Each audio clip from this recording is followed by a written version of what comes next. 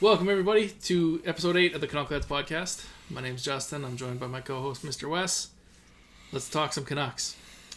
We had a game against the Dallas Stars in the house, November 7th, 2021. Kyle Burrows and Justin Dowling were back in the lineup for this one. I'm glad Burrows is back. I like him a lot. I want to see him keep getting some playing time and seeing what we have on our hands here, because, maybe he's a key piece for that third pairing, going forward. One thing I really like about him is he's throwing monster hits out there. He's been noticeably physical. Yeah, he knows that's an element of his game that he can bring, and he definitely brings it. Yeah, and I think maybe that's part of the Shen aspect too, right? Because Shen brings some of that, so maybe it's something he needs to work on. Yep. So we had a weird play here. Niels Höglander had a great setup to Tanner Pearson. He was stick handling through, I think, 3 separate Dallas Stars. One of them didn't have a stick. Made a pass. Pearson fanned on it, but it kind of hit Hudobin in the pad. And then this one was under review from Toronto. It's a rare thing. Like they blue play dead, I believe, to review it. Everybody knew it wasn't a goal, so I'm not entirely sure why they did it, but something you don't see too often. A little bit of a weird one. Yeah. So we not much going on for the Canucks in the first. So we get to the second period. We had a power play goal from JT Miller, who finally shot the goddamn puck, and it went in the net. Yep, it was one thing that we talked about on the last podcast. JT Miller needs to fire the puck, and he started firing the puck, and look what happened. And it took 7 seconds into the power play for them to score a goal, because he shot the goddamn puck instead of doing one of his 3 plays that he usually does. Yep. So, Miller, good job. Keep doing it. Then we had another power play goal from Elias Pettersson. And again, they had a lot of good movement on this power play, which we've been seeing more of recently, and it has been working. Like, clearly we got 2 power play goals in this game already, and PD again moved to the blue line, got the puck, and kind of snuck in a little bit and just fired a wrist shot. And which was another thing that Justin mentioned on the last podcast, is he kind of likes, and I kind of like, how they've been cycling PD down to Quinn down to PD's spot and PD up to Quinn's spot on the blue line, and look what happens, he snipes a goal. So I mean, there's 2 things out of the last podcast that we talked about that they implemented, and it worked out perfectly. Yeah, and it's a good sign, right? Because the Canucks power play was predictable and stale, and now just a couple added things, like two things that we talked about that they need to do, like Miller shooting and movement on the power play. Yeah. It just one switch. Done. And that's it. It's opened up so much room, because everybody knows the one-timer from PD is coming. Yep. So you'll always have a defender there. If you move him to the high slot during the play, it confuses teams, because they don't know who's supposed to go and who's supposed to stay. So and now we're making guys worry about Miller as well. Yes. So it takes some of the heat off of PD, so he can let that puck go. So it's really opening up options, and I hope they keep mixing it up on the power play. Yes. Then we had a goal from Beaufort Williams Skorvat. It was a great shift from the bow line. They took the puck to the net hard multiple times, which is kind of what this line does, and it's good to see. And Bo just jammed one in. I believe Pearson took the puck to the net, and Bo kind of tapped it in on the far side on Hudobin. Yeah, it was a bit of a rebound opportunity that just kind of popped out into the front of the crease, and Bo just slammed it home. Good goal. The captain doing what the captain does. Yep. We had a Dallas Stars goal here, their second goal of the game, and it was just bad coverage from Travis Hamonic, who's still getting his feet wet and kind of coming back from a long time not playing or skating with the team even. Yeah. Just let a Dallas Star get behind him, and Demko was didn't really have much of a chance on that one. Nope. Then we had a great feed and snipe. So we had an amazing pass from Gnarly Garly, Connor Garland. Just a complete no-looker, 2-on-1 with Podkolzin. Stared Hudobin down the whole time like he was going to shoot, and a no-looker, like cross-ice pass to Podkolzin, who just wired one. Again, like, Pods is really showing that he's got an NHL shot, and he's starting to figure out the game. Like, more aspects than just scoring goals. Like, he's been physical, and he's been really good on the forecheck, and he's learning a lot quicker than I think all of us thought he was gonna. Yeah, and before this goal, he was kind of getting picked on out there a little bit, kind of getting pushed around. He stuck up for himself really well, shoved the guy, let him know that's not going to happen with me. And then Garland with that beautiful no-look pass right onto the tape, absolutely roofed by Podkolzin, and he's showing his shot is phenomenal. I think you're going to see more ice time out of him here. Yeah. I almost called him Goldhoven. There's a little bit of a blast from the past. Yeah, we're over that one. So then we had another goal from Power Play 1. JT Miller, snipe from PD spot. Yep. Again, great movement on the power play. Yep. Like Miller wound up on the other side of the ice than he usually plays and just blasted home a one-timer. Yeah, now they're starting to show why our power play numbers were so good before. They just need to mix it up, not be so stale, not be so stagnant. Move around, fire pucks, good things happen. And there's so many options on this power play, right? Like, you have 3 guys who I think have legitimate one-timers in Miller, Besser, and Petey. And then Brock with that bumper play out in front, Bo out in front of the net on that bumper play. He's like unreal with that. Horvat's a monster in front of the net and on the bumper play.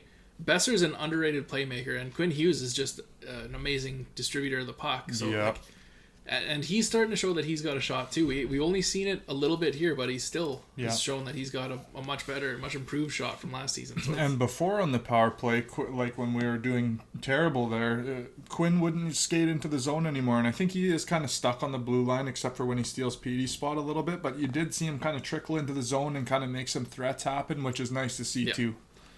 Then lastly, we had a empty net goal from Brock Besser, who did things the hard way. had the puck hit like just outside the blue line and hit the post, then got it at the Dallas red line and sharp angle shot and scored a goal. He had about 6 feet of net to aim at just outside the blue line. Makes it hard on himself, skates into the corner, shoots at about this much net, and scores perfectly. So that's just Brock Besser for you, sniper. That's why he's Professor Besser. Yeah. Teaching you sniping 101. Yep. So this game was the game that we were building up to all last week, where we were talking about how the team was showing improvements in certain areas, and we still, like, Demko still had to be amazing again. Like, it wasn't just a complete beatdown. The Canucks won 6-3, but it was Demko still had multiple like high threat scoring chances. Amazing saves. Yeah, and like this one just felt good. It felt good to fill the net, to get some power play goals, to just have like everything you've been working on finally pay off. So this was and it was our highest scoring game of the season so far. Yeah. Every other game, I think it was like 3 goals is the most we had scored. Yeah. So, I mean, it felt really good, like Justin said, just to put pucks into the net and just get a high scoring game. Yeah. Yeah, so this one was a good one. Just fun. A fun game, which we've had like glimpses of it or like moments of it in other games, but this was the full package. Yeah, the majority of the game, other than Demko still being crazy. But that's still fun to watch too, because Demko's a juggernaut. Yep. So 6-3 win for the Canucks. That was November 7th. Good win. Great win. Next, November 9th, we have the Anaheim Ducks in the house. One thing before we start on the game here. So we are in Saskatchewan. So this game started at 9 o'clock. Yeah. So we, like, just to show that, like, outside of just having a podcast, like, we fucking love this team. We're out here. I think I was in bed by 11:40 by the time this one ended. It went to overtime. And we wake up pretty early for work in the morning, so, I mean, that's dedication, baby. So, just watching to the final minute. In case you needed just another point to prove that we're diehards. Yeah. Yaro Halak starting this game. There we go. So right from that, you knew, like, Canucks better score some goals. Mm-hmm. I haven't noted we were wearing our third jerseys just because I love those ones. Yep. The mostly blue with the green highlights. You have a PD jersey in that colorway. Yeah, that's the one I wore in the first episode. Yep. No jerseys again tonight, too, so maybe that'll be a bit foreshadowing. Yep. Connor Garland's an animal. Yep. Spin moves all over the ice. Kept the puck away. He got knocked down and kept the puck. That's what I love about him. The knock on him before he came to our team was, he falls down easy. Well, guess what? He still maintained possession of the puck. I don't care how many times he falls down. The guy's all over the place. He's making plays left and right. No look passes everywhere. he's just such a dangerous player. I love Connor Garland. Let's put him on the ice. Like, I damn near want him on every shift. Yeah. It's just crazy. I think that's out of 8 episodes. I think that's the 4th time you've told us to knock on Connor Garland. I know, but it's true. He does, like, even a light cross check, a little shove. Guy. Exactly. He's out there. There's no weight class. You know what I mean? So he's out there battling big dudes and making them look silly, honestly. You might have knocked me down, but you didn't get the puck. That's for damn sure. So the Canucks gave up another power play goal in this game, which is ridiculous. I think this is like the 5th game in a row they've given up the first goal on a power play. Our PK is now statistically the worst in the league. Yeah. And it's getting embarrassing at this point. Could we just go through a PK without getting scored on? That'd be nice. We'll come back to that a little bit later in the show here too. But halfway through the 3rd period, the play was blown dead and Anaheim scored. So it was another night where we had Toronto stopping the play to review a goal, which is weird. Back to back. Yeah, you barely see that happen in games, but so just a weird one. The puck stood up on JT Miller and just before he could scoop it out of the net. So just a weird thing to note there, like back-to-back games being reviewed by Toronto and stopping play. Which it's funny because the Anaheim player behind the net sallied real quick. Yeah. And I was like, that wasn't in, and then under review it was in. Yeah. So we had a goal in this game in the 3rd by JT Miller, who, guess what? He shot the puck again. And got a goal. And it went in the net. This game felt a lot like the New York Ranger game. The Canucks were down 2-1 going into the 3rd, where it felt like we were going to have a pretty decent game and get shut out. Yep. But one thing, for the most part all year, this team has been very resilient, and they battle back, and they don't sit back and just let the game go by. Yeah. We're battling to get that goal just to get us back in the game. And then once we get that first one, baby, we start rolling. Yeah. And again, we had a late goal by Elias the Alien Pettersson, scored with 54.3 seconds left to tie the game in the 3rd. Beautiful goal.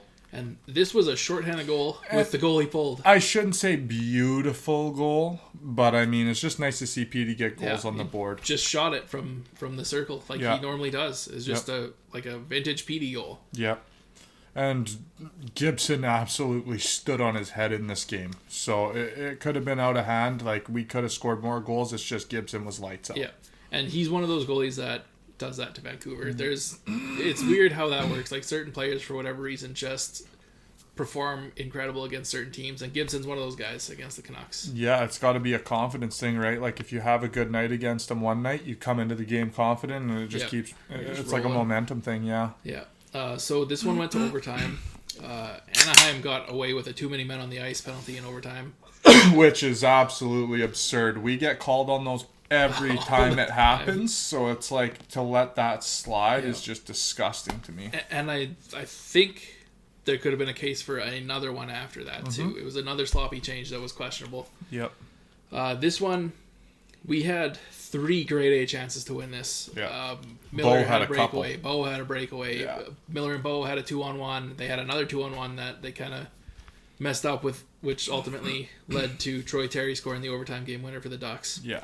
With Quinn Hughes back alone against Getzlaf and Terry. Yeah, it was a 3-on-1. Yeah. And it sucks to lose this one, but we definitely had our chances to win it. So. 100%. And by no means was this a bad loss. It was a great game. We could have won the game. In my opinion, we should have won the game. But, I mean, at the end of the day, we took a point and we moved on. Yeah, and it was... Still need to get Halak that win. He's been great for us, and we scored like 3 goals for him. And that was my biggest point. Like I said it in the last pod, I'd just like to see Halak get a win under his belt, and he was this close to getting it. He played lights out. Yeah.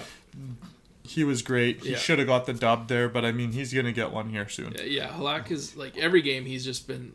I've had 0 issues with Halak. He's looked so good. And he's always positionally in the right spot. He never jumps out of his crease real crazy to make a save. He's always just in the crease, tight, making saves. Yeah. He's unreal. And size-wise, he's very different than Demko, because Halak is one of the, I think, 3 goalies under 6 foot in the NHL right now. And he definitely gives us a way different look. Yeah.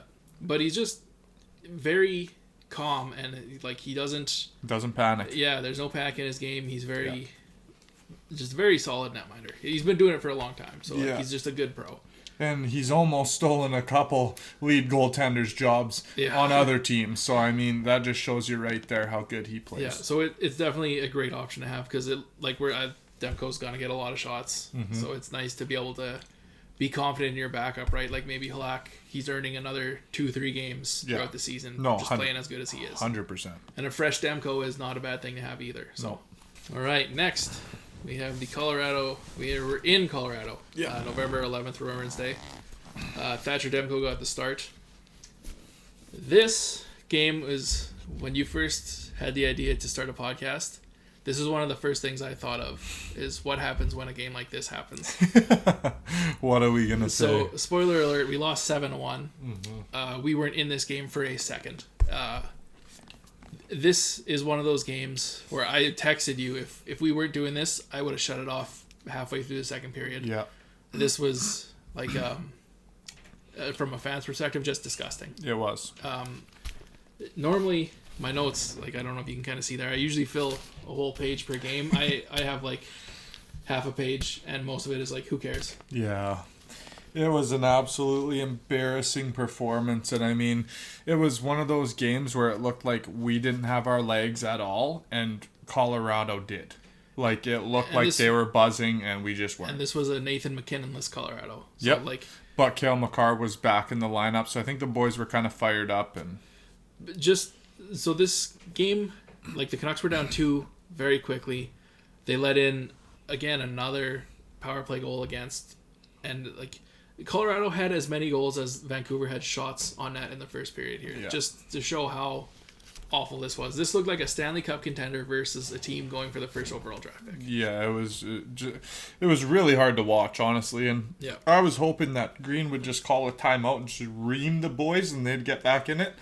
He gave them earfuls a couple times throughout the game. They never got in the game. Yeah, they never got going at all. No. We did have a major penalty assessed to Tucker Poolman in the third here. It was a high sticking.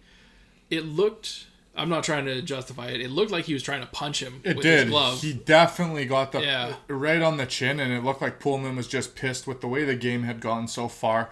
I honestly don't blame him. You never want to hit a guy with your stick. It was definitely intentional by Pullman, but I mean, the frustration just boiled through and definitely got him with one there. So to me, it looked like Pullman was going for a swing and then just missed him and hit him with the stick, like just a dumb play in general. But so Pullman, got kicked out of this game. We had a late goal by Niels Hoglander. I have in my notes, goal, Hogs, who cares? Yeah, and I was even surprised he sallied on the goal. I felt like that's just a goal where you just kind of skate back to the bench with your head down and you just say whatever. I think it's just because he's a young guy in the league and the boys were kind of fired up that he potted one, but at the end of the day, it was nothing to celebrate about. Now we're only going to lose by 6 instead of 7. That's the thing. What's the difference, right? Like at that point, it was just it was bad. So this game sucked so much. These are the ones that, like, at the end of this, they make you question why you're a fan. But that's the thing. There's ups and downs with every team, and there's no way against Vegas tonight that we performed the way we did against Colorado. I think that Green obviously, after the game, probably went into the room and just lit a fire under the boys' ass. I don't care if you're jet-lagged, whatnot. You can't perform to that level. That was just embarrassing. And I think against Vegas, we're going to come out buzzing, and we're going to look for a dub. I honestly, the kind of, in listening to other podcasts and, like, Twitter on more based out of Vancouver, it seems like after this game, Jim Benning's job was really starting to come into question. And and this is the weird thing. I don't know if we've talked about this yet on the pod. They said that he stepped down, like, before the season. I remember seeing an announcement of that. And then all of a sudden, Jim Benning, he's back in the office. Like, what's going on here? Trade the guy for a bag of pucks. I don't even care at this point. And Dickinson too. That's another thing that I wanted to get into. Yeah, we'll get into it. Dickinson, what's going on? Let's win a face-off here, buddy. Please, just one. One face-off. Can you just please win a face-off? Please. I talk pretty highly about you. I wanted you to be lights out for the third line. looks like you're going to the fourth line, and they're not going to give you Podkolzin. They're not going to give you Connor Garland. It's not looking pretty for you right now. I hope you step your game up, score a couple goals, win a couple face-offs. Let's get into it So here. yeah, let's talk about Dickinson a little bit. So again, he made some comments that he said, you can say what you want. I'm paraphrasing, like, you can say what you want about how you performed until you go out and do it. You haven't done it. This is the second time he's had kind of a rah-rah quote like this, where it's been like, I haven't been good. Yeah. So, like, tonight against Vegas, like, show me something. Show me something. And this guy is another guy who can make big hits and really make a difference in the game. I don't care if you're not scoring goals. Win some faceoffs. Make some monster hits out there. Be engaged. Exactly. Just start a fire under the boy's ass to go out and score you a goal. Because he was sold to us as the third line shutdown guy, right? Yep. The penalty killer. Yep. The guy who's going to free up Bo. Like, this is what we were told he was going to be. And he hasn't been any of that. No. And so let's just get into the penalty kill right now while we're on the fucking negative roll. Yeah. Our penalty kill sucks. Yeah. It's the worst in the league. The second we took a penalty against Colorado, I knew it was 1-0 Colorado. Put a tally on the board, and which is sad to even say. Yeah. Beagle, he was kind of our guy for the PK. He can just bring it end to end and then smother it into the boards, and he'll just completely kill a power play. Yeah, like, at least he would win the draw. Exactly. Like, and he'll smother the puck so you can't even get to it. He'll just be so in tight to the boards, you're going to be battling for almost a minute before you get it. And now we've started to put Bo on the penalty kill to win faceoffs. Like, Bo Horvat has taken so many faceoffs. That's not his job. It shouldn't be his job. The one game, I couldn't remember the stat, but it was like he took like almost 30 faceoffs. It was like, are you kidding me? Like, that I think he did. I think he went 23 and 30 or something like that. It was insane. Ridiculous, man. Yeah. Like, Dickinson, we need you as a freaking elite centerman.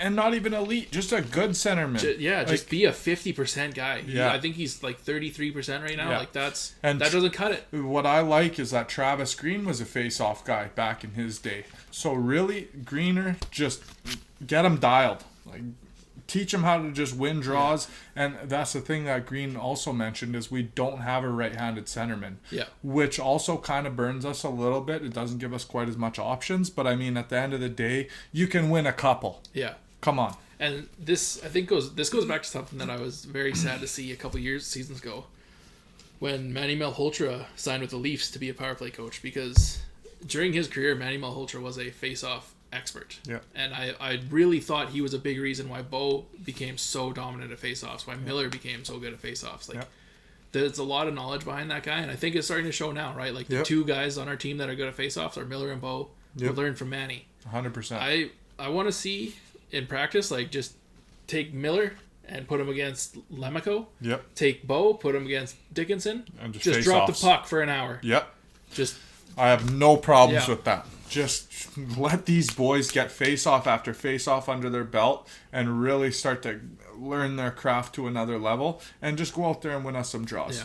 Because Lamico hasn't been awful either, but again, he's not winning draws, and that's, as if you're going to be a third, fourth line guy like that, you need to do that as a center. That's why, like, yes, we overpaid Beagle, but he was a great face-off guy, right? Like, you could throw him out there and be like, hey, there's probably like a 60% chance we're winning this draw instead of a 70% chance we're losing it. Yep, and that's the thing. Like, I was kind of happy that we got rid of those three guys, but at the end of the day, now that we see Beagle not in the lineup, it's like, wow. Yeah. He made a big difference, and he took a lot of weight off of both shoulders, and now we need Dickinson to really step up here. Yeah. And just on the topic of Lamico real quick. Yeah.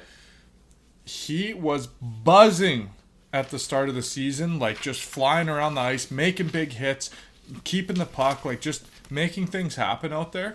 Now, past couple games, haven't seen him much. Kind of fills it out a little bit. Yeah, Greener's been kind of just benching him a bit and just saying, like, hey, man, you're not flying around there doing what you were doing. You need to get back to that. And I'd love to see Lamico get back to doing what he was doing at the start of the season, because he was lights out. I've liked Lamico's game a lot. Yeah, but it's just the past couple games, he's not really there. He's not engaged, and we got to get him back in the game. He's definitely not going to score you many goals, but he's when he's on, he's a good hard worker, right? Yep, Like you can see him, he's got a motor. Yep, we don't even need him to score goals. We just need him to go out there and work hard, make big hits, and he was doing that for us. Yeah. Just get back on the right track. Let's go. So again, going back to Jason Dickinson, Jannik Hansen was on Vancouver radio.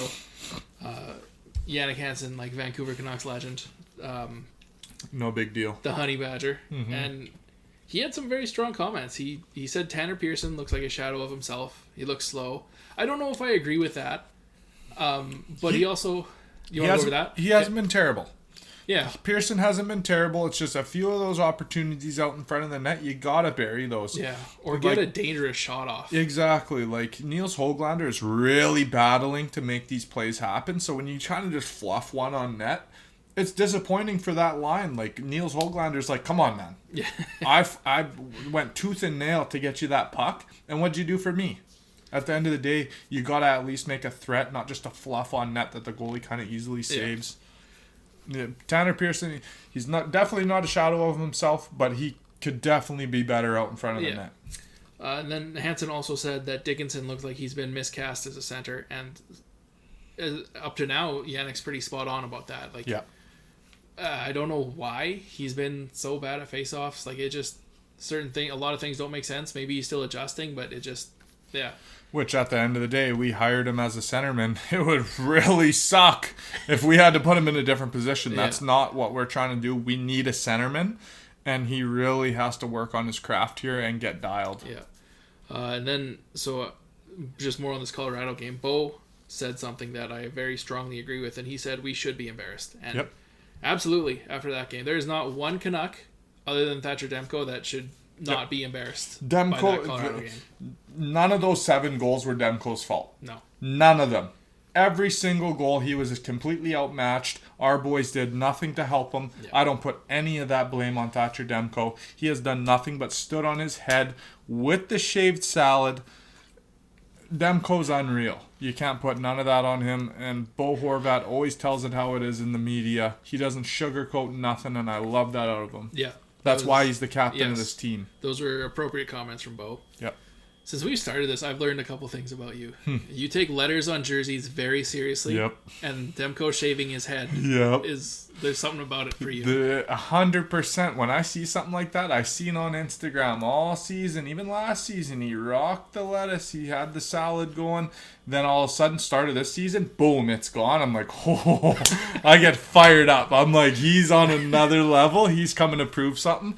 And Demko, you know what I'm talking about. Well, to be fair with you, he has been on another level. So maybe there is something to that. 100%. Let's fucking buzz cuts all around for this team. Petey, gone. Brock, you keep the flow. Yeah. Can't touch the Brock. You gotta leave the flow. But yeah, it's just... Pearson, maybe whack it, bud. Take it off. Let's see what happens. Niels can keep it too. Garland can keep the flow. Yeah, and Garland, more beard. Pods can keep it. More beard, bud. But yeah, it just... Like, the penalty kill is just killing us. Yeah. Like, it absolutely buries us, and when you're trying to get momentum in a game and we take a penalty, it's deflating. And it makes you play on edge, right? Like, when you think in the back of your mind, like, we have to be perfect or we're going to get scored on. Like, you can't go out and just play. Then you're thinking things like how you saw Petey fumbling pucks all year because he's trying to think, okay, when I get the puck, this is what I'll do, and then I'll do this, and then overanalyzing. He fumbles the puck, right? Like, you have to play in the moment. You can't be thinking ahead. Yeah. And that's what you do when your penalty kill is this trash. Yeah, it's been really, really bad. So yeah, that kind of brings us to a topic that's a lot more difficult than it should be. Who's your Canuck of the week? Definitely a hard one because, like, Garland, once again, he's at the top of my list. There's only a couple guys that I feel like deserve it this week. And it's Garland, JT Miller, and Thatcher Demko. Once again, they've been in my top the entire time. But and I don't want to put such a big emphasis on goals because it's not necessarily always goals that are going to win you the player of the week. Yeah. Sometimes it's the corner battles. Sometimes it's those in front of the net battles that win you the puck, that get you on the break. Like, well, even then, right? Like the game winner in Dallas from the Garland no-look pass to Podkolzin. Exactly. Right? Like, he didn't score, but he set it up. And you know what? I was going to go with JT Miller, but we're throwing up freaking Connor Garland. Gnarly Garly, let's go, baby. No-look passes are an absolute gem in my books. And he has been very, very good for this team. I haven't given it to him yet, and he's more than deserved it. So I'm putting Connor Garland as my player of the week. And just always a fun Canuck to watch. Yeah. Like, just the way he plays. Yeah, he's got a Canuck spirit. Yeah. So, again, just being a fan, like, after the Colorado game, I was so just done with it that I was like, I'm not giving a fucking Canuck of the week this week. Nobody gets it. But then, I had a good sleep. Let your senses calm back. Down a little bit. Yeah. My Canuck of the week is, for the first time, I'm not going with Demko. JT Miller. Yeah, let's go. Scored a couple big goals. Finally shooting the puck. Looking like JT from 2 years ago. Yeah. Where just sniping from everywhere. Yeah. You can see he's visibly less frustrated. 100%. Which is, that's how you know he's rolling, right? Yep. Like, he's always engaged. He's always going to look a little cranky, but he's not, like, dropping F-bombs all over the ice and slamming the stick and stuff. What has he taken? 1 penalty so far? I think so, For JT Miller, that's unreal. Like, he takes dumb penalties. He has usually. a knack for that, yeah. Since they put the A on his sweater, big difference. Again, he'll drop a couple big F-bombs. Don't get me wrong, but he's not out there snapping guys' sticks out of their hand and overreacting. You can tell since they put the A on his sweater, he has been making a conscious effort to not take stupid penalties and to really help this team out. What is it about the letters that you put such emphasis on? I put a big emphasis on the letters, and honestly, I think it's just because there's definitely, on every team, there's standout leaders. Yeah. And in my opinion, there's no better captain than Bo Horvat for this team. It's just the way he plays. He brings it every night. He's keeps it real with the media. He doesn't sugarcoat stuff. And Oliver Ekman-Larsson 100% deserves that A on his sweater. And honestly, I think when Sutter comes back, if he ever comes back, he stole the A from JT Miller, in my opinion. Or what? OEL? What am I talking about? JT Miller stole the A from Sutter, in my opinion. Yeah. Sutz is a good veteran guy, but so is Milzer. And Millsy. Holy shit. Thank you. We're both fumbling our words right now. It's been a long day, but at the end of the day... The Avalanche game really got to us. Definitely. But I think that Brandon Sutter, he'll add face-offs to our game when he comes back, and that's amazing. We need a good face-off guy. But I think Millsy, he's just so much more engaged and definitely chirps to the team a bit more, like gets on the boys' ass when they make a bad play, stuff like that, or tells them what they could have did better. Whereas Sutzy, he's kind of a quieter guy. He's just a good Alberta boy. Exactly. Just there to work hard and kind of mind his own business. Exactly. And I think JT kind of stole the A off his sweater, which is okay with me. Sutzy's kind of on his way out. JT's definitely a staple on the team right now. I think the 3 guys that are wearing the letters right now deserve them. Yeah. Yeah, I got nothing wrong with that. And just for the record, I think the captain is a big honor. Like, huge. And Bo is the right guy. Like, drafted into our system, grew up being a Canuck, and is the right guy to be our captain. Comes from the era of the Sedins and all that. He's, like, deeply rooted. The A's, I'm not, like... I don't put as much I'm on the serious. A's as you do. No, I'm it's a big deal to you. Man. And, like, Oliver Ekman-Larsson, another thing about him, like... You see him, even in the mic'd up, if you guys haven't seen it, go watch it. Like, he's sticking up for the boys. When he's on the bench, he's cheering guys on. He's letting guys know what they could have did better. You see him talking to Rathbone, telling him, no, when we're in this position, this is how you make this play. And I love seeing that out of the guys. Like, it just motivates them to do better, shows them little pointers. He's a veteran player. I think he's got the A locked up. OEL's been a good fit. And he's unreal. You kind of... want him to have a little more points than he's at right now, but the way he gets pucks on net, they're going to come. His pucks on net are up here. Yeah. And I don't care if he's not scoring. He's creating chances. He's creating rebounds. Just keep it up. Yeah, as far as, like, Canucks I'm concerned with, OEL is not high on my list. And Podkolzin ain't either. No. He's been lights out. He's been a breath of fresh air. Keep going. So, we'll go over the lineups for tonight. This was an idea Wes had, and it is a good idea, because there are some changes after the game against Colorado. Green shook the lineup pretty substantially. Yep. So top line tonight, Pearson, Miller, Hoglander, which I don't mind. It's kind of the same thing when you have Horvat in there. But for me, you don't split up the Lotto line. Don't touch it. See, I would agree with you, except for after last night, I get what he's doing, right? Like, He's- they were awful. Yep. So No, I understand. everyone was, though. But the big thing with that is maybe you show them, like, you guys aren't just going to get to play together. You still have to perform and earn it. So I like it. I like that. I don't want to see it for very long, but I like it for tonight. Like, honestly, I just have a hard time putting Pearson with any, like, skilled goal scorers. Like, I don't like him and JT paired together. I don't know why. I just don't like it. We haven't really seen them play too often together, so it'll be interesting to see how it goes. I've never seen those two on the ice together, which is interesting. As far as, like, regular line mates. He really jumbled the lines on that one. Yeah, so second line, Pods, Horvat, Garland. I have so much time for this line. I'm ready for this. Come on. I'm selling for that line. I can't wait to see him in action. I'm just so excited for that. As far as, like, maybe another month or two from now, this would have been my kind of ideal line, except maybe Flip Hoglander and Garland. But I like Garland there too. This works for me. With Garland making those no-look passes and battling in the corners, you can't be mad at it. And it feels like him and Podkolzin have chemistry already. They're locked.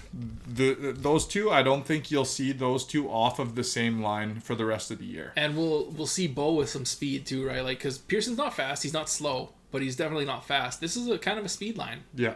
No, for sure. Same thing with Bo. I wouldn't say he's fast, but he's above average. Yeah. Not fast, though. And a great two-way player.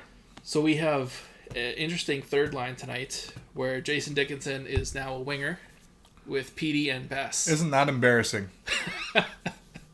Come on now. That's embarrassing. Not great. Not great. Come on.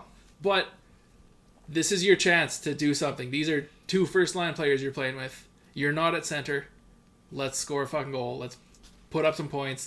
Let's have a positive game. Make some big hits. Just do something out there to prove yourself. I don't think that him on the wing is going to hold up for very long. I think this is just to show him, like, you're getting bumped. Like, it's not going to look good for you here if you don't start performing. So another thing that we've kind of missed too that we should talk about right now is Petey has not been good at faceoffs either.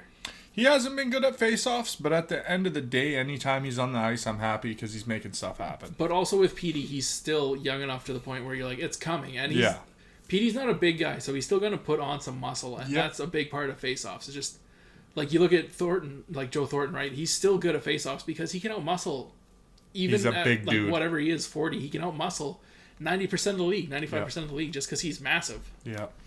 So, I'm not concerned with Petey yet. It's just, but we don't know if center's locked up for him. Yeah, hopefully it is, because having that first line center is huge. Exactly. Fourth line, Bailey, Lamico, and our favorite Alex Chason back in the lineup tonight.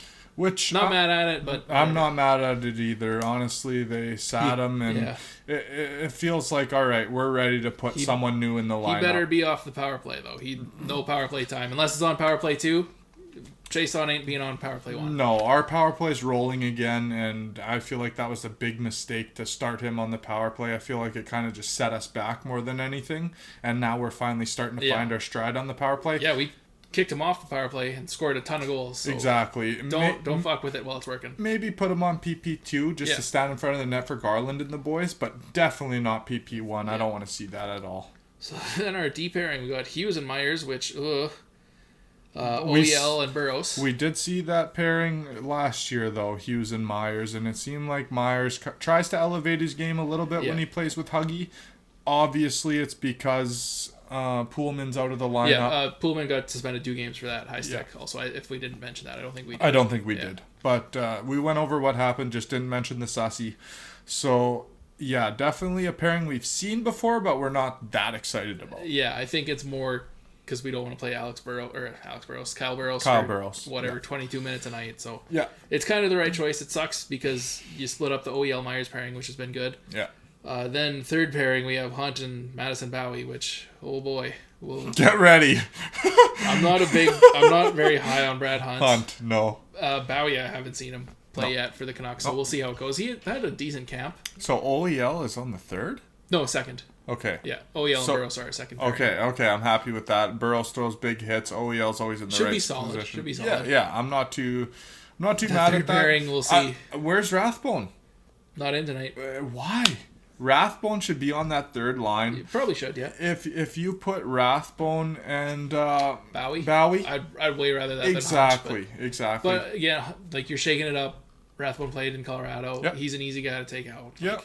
No, So- for sure. And maybe, And Hunt's a good veteran guy. maybe if Hunt doesn't have a great night, you will see that Bowie-Rathbone pairing Yeah. in the future. So So, you want to do some score predictions, Wes? let's do it. Okay, I will boot up the Canucks app here because I don't. We play Vegas tonight. Yeah. It's, what is it, November 13th tonight? Which I think we're going to come out flying. We better after that performance against Colorado. We really need to Yes. just make it an aggressive game. We need to be aggressive on the net, aggressive with hits. Like, just really show we're coming to make up for that game. Just really put on a performance, impress our coaches. Like, come on. Like, let's go, boys. This needs to be a from puck drop, shot out of a cannon. Yep. The Canucks are clearly in it kind of game. Yeah. And I'm just going to throw my prediction out of the gate. I got 4-2 Vancouver Canucks. We're going to come out flying. Let's put some goals in the net. Let's just do it. I'm going 4-3 Vancouver. Let's Vegas go. is good. They got some injuries. Yep. They always play us hard. But Yep. again, when going back to how guys have certain teams' numbers, Marc-Andre Fleury was that for the Canucks. I don't Yep. think Fleury has lost to the Canucks in regulation in over a decade. So Which just let is that sink in. disgusting. 10 goddamn years. Like, that's crazy. Yeah, and I hope they start Robin Leonard tonight because I feel like we have a good shot at putting some goals past him, and that's not a knock on him at all. I just think that we kind of have some goalies in the league figured out. It's a guy that I feel like we can score some goals on. So Sunday, tomorrow, the 14th, we are in Anaheim. Yep. Rematch against the Ducks. And I think we take it to them this time. I think we get the dub. We played really, really well against them. It's just we didn't come out with the win, which that happens sometimes. I think this game we got at least... It was a good scoring game. Let's go a little bit of a tight checking game. We'll go 3-2 Vancouver Canucks on that one. Wes stole my score on the same thing, 3-2 Yeah. Canucks. Yeah. Then we're at home Wednesday You kick this one off. against the Colorado Avalanche. Ha! So I think this will be... This is circled on the calendar. We have to prove something in this game. Absolutely. I think this is going to be 3-2 for Vancouver. Okay. I think this is going to be a much tighter game. The Canucks are going to Yeah. be ready for this one. Yeah. And if they aren't, I will lose my goddamn mind. And I wouldn't mind seeing Halak start this one.